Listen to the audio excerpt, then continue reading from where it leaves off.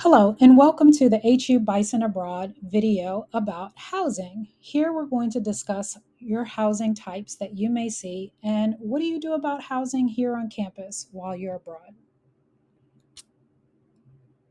So, when you are looking at your programs to consider which one to choose when you are planning to go abroad, you'll see a few different housing styles.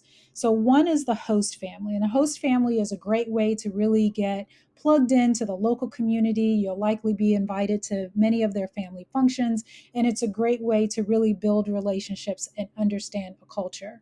The other great thing about living in a host family is that typically you get 2 meals a day. So if you're not really trying to do a lot of cooking or grocery shopping and have that sort of extra expense or responsibility, a host family might be the way to go for you. So now the host family isn't necessarily a nuclear family. It might be a single dad or a single mom or grandparents or, folks that are, a blended family. And so what it definitely is not is an Airbnb. And so this is a family. They're welcoming you into their lives. They're not there to sort of cater and pick up after you. So the other style that you'll see is apartment living. So apartment living can be in an apartment style dorm on campus, or it can be a shared apartment in town, downtown Lisbon, let's say. And so that apartment, sometimes the programs will have local students who are sort of your buddy advisors and your peer advisors, and they are living in that shared space. So let's say it's a 3 bedroom and you're sharing the living room and kitchen, and it may be some local students or it could be other American students, and you each have your own room within the apartment.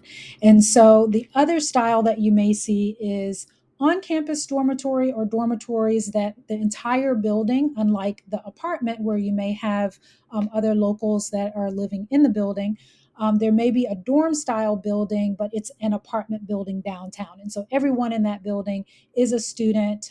They could be a student from Europe or South Africa or anywhere around the world, or an American student, but everyone in that housing is a student.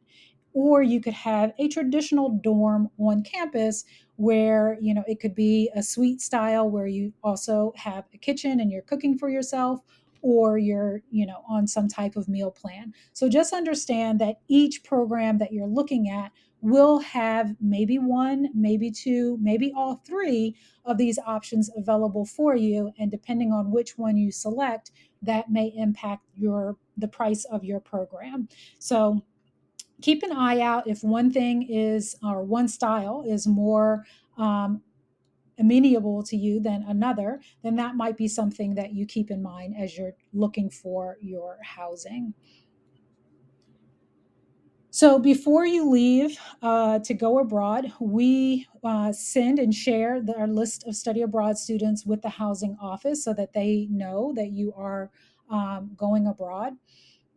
Now, we can't guarantee housing when you return, but if you apply for housing, because we share our list with them, you would be placed on the priority consideration list, particularly for those students who would study abroad in the fall semester. You're not on campus to be able to look for housing, and they understand that. And so you are given priority consideration for a spring placement. Not guaranteed, but we do share our housing list with them. So you apply before you go, and everything goes as planned, and you end up going abroad. You'll be in the system for when you return. So that's all about housing.